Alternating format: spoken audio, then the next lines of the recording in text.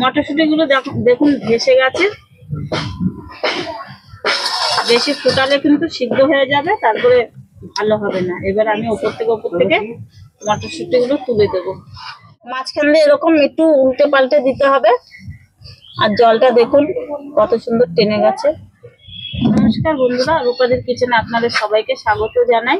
আজকে একটা দুর্দান্ত রেসিপি শেয়ার করতে চলেছি। সারা বছর সংরক্ষণ করে রাখতে পারবেন। এই যে মটরশুঁটি নিয়ে নিয়েছি, এই মটরশুঁটি কিভাবে সারা বছর রেখে আপনারা খেতে পারবেন তারই পদ্ধতি আমি দেখাবো। আপনারা প্লিজ পুরো ভিডিওটা দেখতে থাকুন, ভালো লাগবে।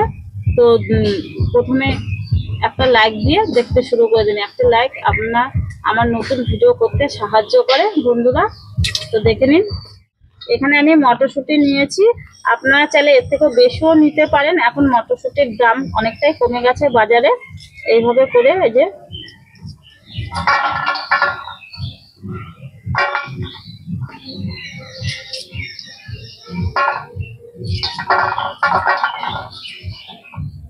আর মটরশুঁটির মানে দানাগুলো একদম পুরোটা ভর্তি ভর্তি, কি সুন্দর দেখুন।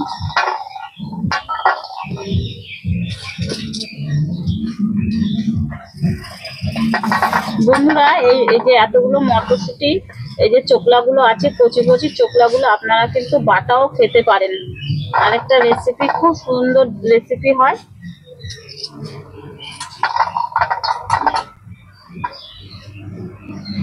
এভাবে করে আমি সবটাই মটরশুঁটি ছাড়িয়ে নেব। অনেকটাই বন্ধুরা ছাড়ানো হয়ে গেছে দেখুন, আর এই কটার মতো আছে, এগুলো আমি ছাড়িয়ে নেব। এতগুলো মটরশুঁটি হয়েছে। এই মটরশুঁটি গুলো এবার আমি জলে ভাপিয়ে নেবো। তার জন্য উনুনটা ধরাতে হবে। আমি উনুনটা এখন ধরিয়ে নেব। উনুনটা ধরানো হয়নি। আর এদিকটা দিয়ে বন্ধুরা রোদ্দুর চলে আসছে। উনুনটা ধরিয়ে কড়াটা বসিয়ে দিলাম। এবার কড়াইয়ের মধ্যে আমি জল দিয়ে দেবো।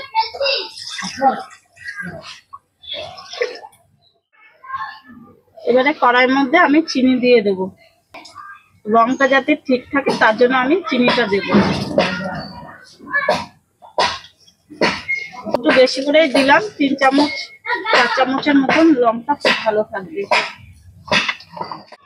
জলটা মানে টকবক করে ফুটবে ওরকম করবেন না, হালকা জাস্ট গরম হয়ে যাবে।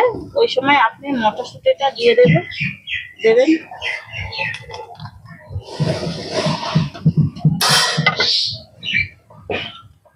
মটরশুঁটিগুলো কিন্তু পুরো সিদ্ধ করলে হবে না। এই 5 মিনিট মতন একটু ফুটিয়ে নিতে হবে। আর মটরশুঁটিগুলো যখন ওপরে ভেসে উঠবে ভাপেন হয়ে গেছে। মটরশুঁটিগুলো দেখুন ভেসে গেছে। বেশি ফোটালে কিন্তু সিদ্ধ হয়ে যাবে, তারপরে ভালো হবে না। এবার আমি উপর থেকে মটরশুঁটিগুলো তুলে দেবো। আর এগুলো তুলতে তুলতে ওই নিচে যে মটরশুঁটিগুলো পড়ে আছে ওগুলো ভেসে যাবে, তারপরে আমি ওগুলো তুলে দেবো।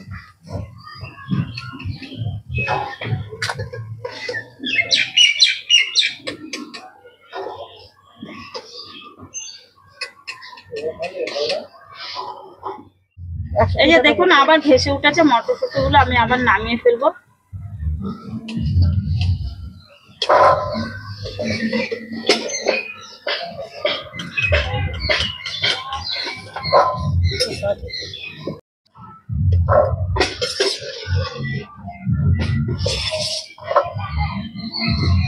হয়ে গেছে সব মটরশুঁটিগুলো।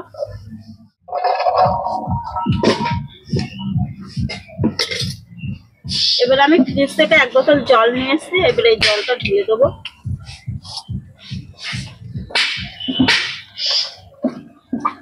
গন্ধ স্বাদ একই থাকার জন্য আমি এই ফ্রিজে ঠান্ডা জলটা দিচ্ছি, তাহলে রংটা খুব সুন্দর থাকবে।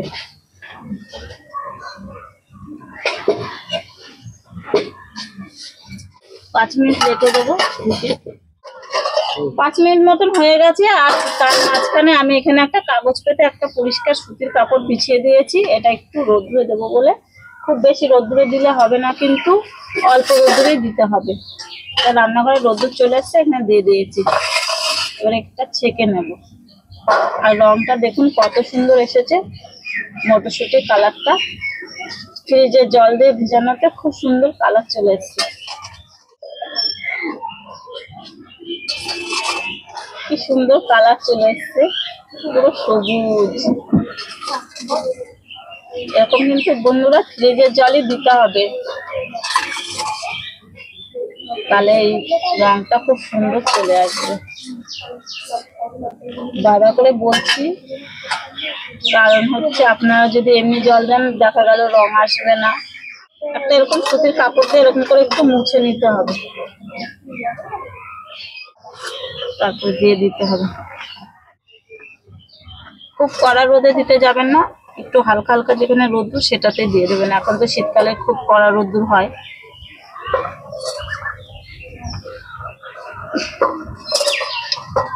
এই হালকা হালকা রোদ্দুরে আমি 1 ঘন্টা মতন রেখে দেবো। আর এই রোদ্দুরটা এই রান্নাঘরে আমাদের 3টে পর্যন্ত থাকে। এখন তো দুপুর 11টা মতন। এরকম করে জলগুলো এরকম মুছে টানিয়ে নিতে হবে, তারপর হালকা রোদ্দুরে মাঝখান দিয়ে এরকম একটু উল্টে পাল্টে দিতে হবে। আর জলটা দেখুন কত সুন্দর টেনে গেছে, একদম ঝরঝরা হয়ে গেছে। আবার 1/2 ঘন্টা পরে আসবো। 1 ঘন্টা পরে আর দেখুন আরো শুকিয়ে কি সুন্দর ঝরঝরা হয়ে গেছে। এর থেকে কিন্তু বেশি শুকালে হবে না। এই যে একদম শুকিয়ে রসটাকে একদম টানিয়ে নিতে হবে। আর আমার একদম শুকিয়ে গেছে, এবার আমি তুলে নেব সব।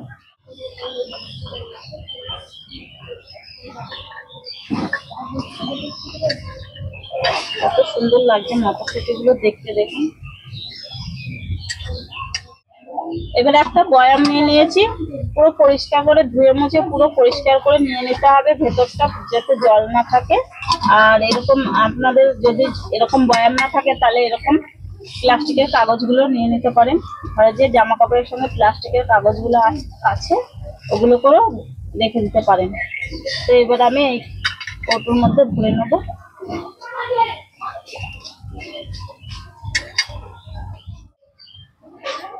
তো বন্ধুরা দেখুন, 1 বয়াম কড়াইশুঁটি হয়ে গেল, কড়াইশুঁটি বা মটরশুঁটি যেটাই বলুন হয়ে গেল। আর এইভাবে আপনারা সংরক্ষণ করে রাখতে পারেন। ডিপ ফ্রিজে করে রাখলে এই প্লাস্টিকে করে ডিপ ফ্রিজে করে রেখে দেবেন। আর এমনি নর্মাল ফ্রিজে রাখলে এই গরম বয়ামে করে আপনারা রেখে দেবেন। তো সারা বছর আপনারা এটা ফ্রাইড রাইস হোক, তারপরে চাল, ভেজ চাল সবকিছু দিয়ে আপনারা খেতে পারবেন। কড়াইশুঁটি যখন খাওয়ার ইচ্ছা হবে তো এইভাবে করে আপনারা বের করে খেয়ে নিতে পারবেন।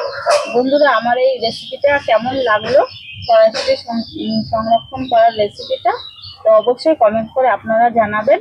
আর রূপাদি চ্যানেলটি যারা এখনো সাবস্ক্রাইব করেননি, সাবস্ক্রাইব করে আমার পাশে এইভাবেই থাকবেন। লাইক, শেয়ার, সাবস্ক্রাইব করে দেবেন।